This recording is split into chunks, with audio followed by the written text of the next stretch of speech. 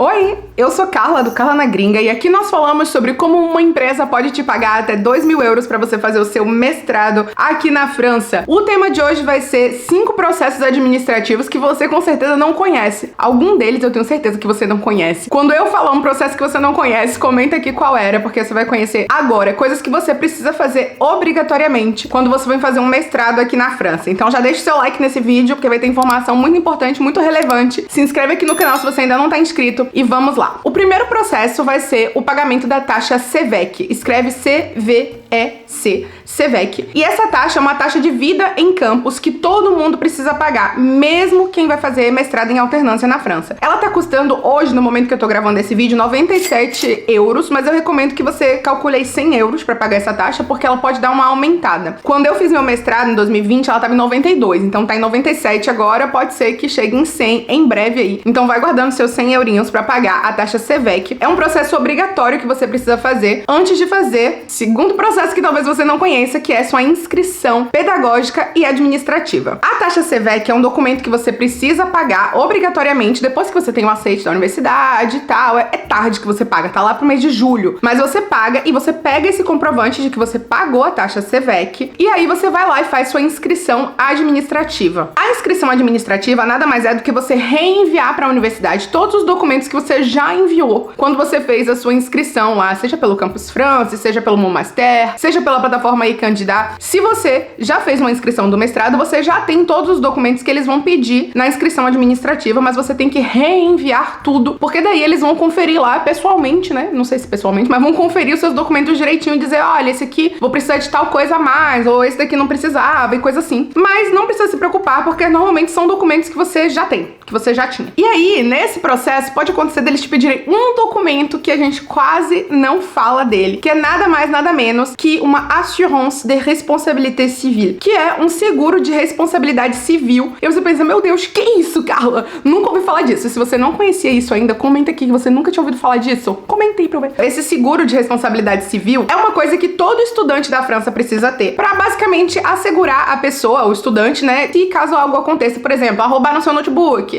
não sei o que lá, a sua casa foi invadida. Eu não sei exatamente o porquê que todo estudante precisa ter isso, mas precisa ter. E as universidades pedem que você comprove que você tem essa assurance pra te inscrever na faculdade. Engraçado, no meu primeiro mestrado, que foi o que eu fiz em alternância, eles me pediram isso e eu tive que fazer uma responsabilité civil. E a minha foi cara assim, 8,50 por mês, euros, eu pagava. Quando minha amiga tinha um também que era tipo um valor por ano, super ínfimo, tipo 12 euros por ano. Então assim, dei uma pesquisada antes, mas é só colocar na internet mesmo, assurance de responsabilité civile, e você vai encontrar algumas opções aí. Eu sei que eu tô falando francês, vou tentar deixar com a minha editora querida Ferranda para ele escrever na tela pra vocês como é que escreve essa palavra, né, pra vocês poderem pesquisar no Google, porque daí você precisa ter um contrato disso, que é super simples de fazer. Você faz na internet, eles te mandam por e-mail, super básico, super fácil, mas que algumas universidades têm isso como uma obrigação, é obrigatório. Para o meu primeiro mestrado foi obrigatório, pro meu segundo mestrado não me pediram isso mais, então hoje em dia eu não tenho mais, apesar de eu ter uma assurance normal agora da casa, porque também é obrigatório aqui na França para alugar a casa, você tem uma assurance. Não quando você vai morar em alojamento estudantil, tá? Mas se você vai morar separado, eles pedem sim, tipo quando você vai morar no apartamento normal, assim, que você aluga, como o meu caso aqui, a gente teve que ter obrigatoriamente uma assurance habitation,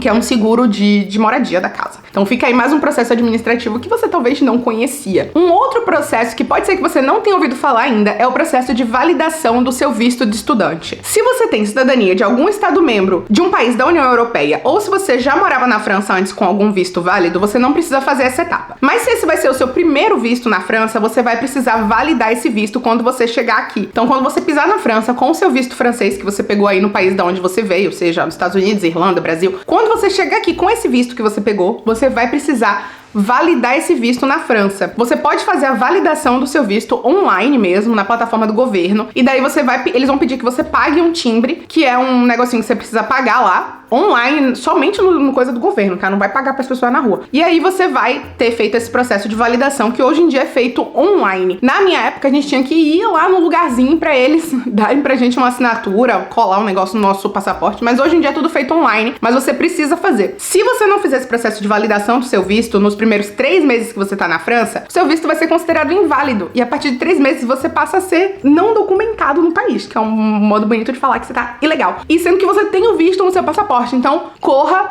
para validar o seu visto. Quando você chega na França, você tem 90 dias, que é o prazo do tempo de turista, né? Que você poderia estar aqui sem documentação. Você tem esses 90 dias para fazer a validação. Então, faça a validação do seu visto. O último processo que talvez você não tenha ainda ouvido falar aqui na França é a autorização provisória de trabalho. Eu deixei por último essa autorização provisória de trabalho por dois motivos. Primeiro, ela só é necessária para quem vai estudar em alternância. Por quê? Porque o visto de estudante permite que você trabalhe já na França 964 horas por ano. Só que quando você vai trabalhar em alternância, você excede essas horas porque você trabalha como se fosse em tempo integral, já que o seu estudo conta como hora de trabalho. Então, para você ter direito de trabalhar em tempo integral com o visto de estudante, você precisa de uma autorização provisória de trabalho. Quem solicita a autorização provisória de trabalho, a APT, é a sua empresa, o RH da empresa que te contrata como alternante. Então, apenas alternantes precisam da APT. E uma segunda informação é que hoje em dia você normalmente não precisa mais da APT. É um documento que já tá obsoleto. Só que por que eu tô falando aqui no vídeo da APT, né? Porque algumas empresas não sabem que é um documento obsoleto. Então, eu tive alunos, por exemplo, que começaram em setembro de 2023 a alternância deles na empresa e a empresa pediu uma APT. E foi o próprio aluno que teve que ir atrás de solicitar a APT. Não é difícil de solicitar, tá? Você pode procurar na internet como solicitar a sua APT. É tranquilo de solicitar, você sempre consegue quando você está fazendo alternância. Eu tive uma, por exemplo. Mas fato é que é um documento que não precisa mais. Mas como algumas empresas ainda não sabem que não precisa, eu tô falando aqui, tô citando essa necessidade de autorização provisória de trabalho, a APT, para que você conheça que documento é esse, caso alguma empresa que não tá ciente do processo te solicite quando você for fazer o seu processo como alternante nessa empresa. Então é isso, você conhecia esses 5 processos administrativos que eu citei nesse vídeo? Se você já conhecia todos, comenta aqui, você já tá super por dentro do processo. Se você não conhecia nenhum, comenta também e deixa mais dúvidas, porque me ajuda a criar mais conteúdo